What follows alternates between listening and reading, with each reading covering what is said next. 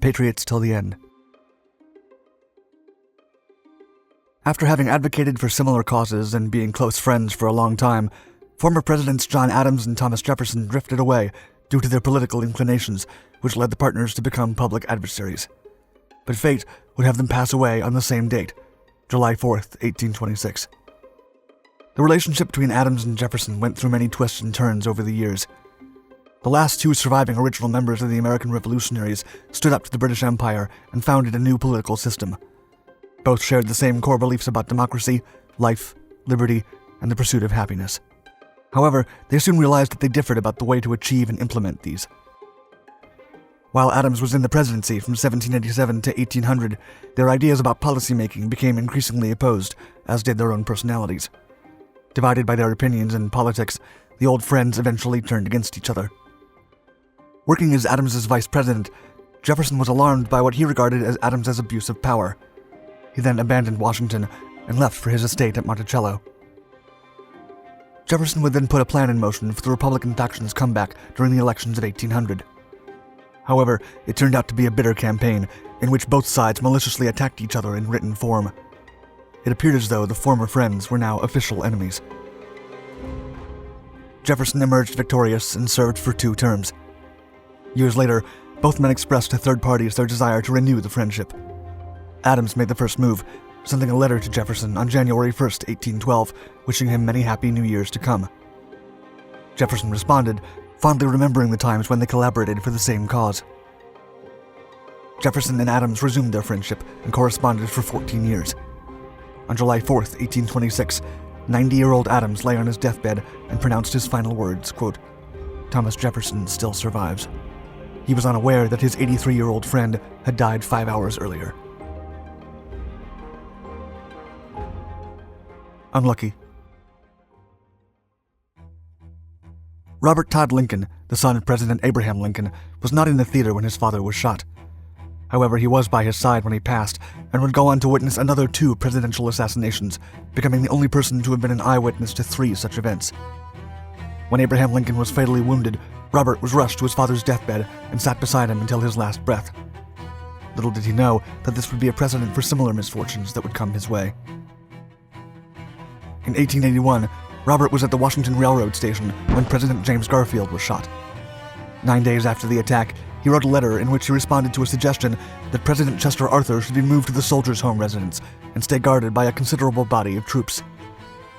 He explained that, quote, "In my father's time, to which you refer, the situation was very different, and it was at one time supposed that an attempt would be made to abduct him and hold him as a hostage. It was for this reason that he was guarded. I have no doubt that President Arthur will take care of himself, but he is undoubtedly liable to be killed by some crazy person, or by a fanatic who would be willing to do the deed for the notoriety which might be granted thereby." 20 years later, Robert was an attendee at the Pan American Exposition in Buffalo, New York, where President William McKinley was wounded. It is said that Lincoln stopped attending presidential functions after McKinley's, as he believed he brought bad luck to them. He would later write about fanatics that, quote, "As things go in this life, it is impossible to thoroughly guard against those classes of people." Full circle. By the end of World War I, over 750,000 British soldiers had lost their lives. But amidst the turmoil, an almost poetic coincidence came about. The first and last English soldiers known to have perished during the war unknowingly rested face-to-face in the same graveyard in Belgium. On August 21st, 1914, 16-year-old John Parr from Finchley, North London, was scouting ahead on his bicycle during the first British advance in Mons, Belgium. That day, the young man was hit by rifle fire and buried by the Germans on donated ground after Kaiser Wilhelm's government decided to honor all those who perished in the area, regardless of their band. 4 years later, 40-year-old George Edwin Ellison was shot down barely 90 minutes before the armistice took effect, in a last and pointless advance when peace was inevitable. Glenn Prizer of the Commonwealth War Graves Commission explained, quote, "At the end of the war, as things opened up, the cavalry became more important, and he and his unit were involved in pushing the Germans out of Mons until right to the end.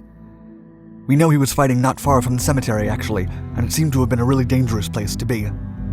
At that time, people were keeping their heads down, They knew the armistice was likely to come, but they were keen to keep pushing, keep fighting the Germans back. On November 11th, Ellison received orders to advance through the city to secure high ground. But by 9:30 a.m., he was hit as he was crossing the canal. His remains were taken from a field grave to the cemetery of St. Symphorien, a pine tree-covered area with Japanese maples and red roses in the outskirts of Mons in the 1920s. Unbeknownst to the barriers, Parr and Ellison now lie just a few yards of land from each other. Survivor. Tsutomu Yamaguchi had been a certified hibakusha after surviving the detonation of the atomic bomb in Nagasaki on August 9, 1945. However, the Japanese government confirmed in 2009 that Yamaguchi had also been in Hiroshima when that bomb was deployed, and lived to be the only recognized person to have survived both atomic bombings. Yamaguchi worked for Mitsubishi Shipyard and was in Hiroshima on a business trip on August 6th. At 8:15 a.m., the B-29 Enola Gay released Little Boy on top of the city. He would later tell a British newspaper that, quote, "It was very clear, a really fine day, nothing unusual about it at all. I was in good spirits. As I was walking along, I heard the sound of a plane, just one. I looked up into the sky and saw the B-29, and it dropped 2 parachutes. And suddenly, it was like a flash of magnesium, a great flash in the sky, and I was blown over."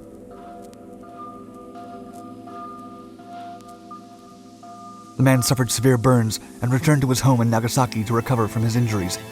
But 3 days later, he would experience the same traumatic event again. The radioactive ash burned over half of his body this time. After being officially recognized, Yamaguchi said, quote, "My double radiation exposure is now an official government record.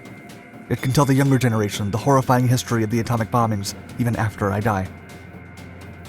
Hundreds of thousands perished during both attacks, and those who survived struggled with the effects of radiation. Yamaguchi became deaf in his left ear because of the blasts, and later suffered radiation-related illnesses, including leukemia. He eventually spoke publicly about his experiences and advocated for the abolition of nuclear weapons at the United Nations. He lived to 93. Synchronicity. The assassination of Archduke Franz Ferdinand, heir to the Austro-Hungarian throne, in Sarajevo on June 28, 1914, led directly to World War I. However, it's been said that the reason he was shot in front of the Schiller's delicatessen food shop was, allegedly, because of a sandwich. Gavrilo Princip and a gang of 5 assassins were positioned along the Archduke's route from the Sarajevo train station to the town hall.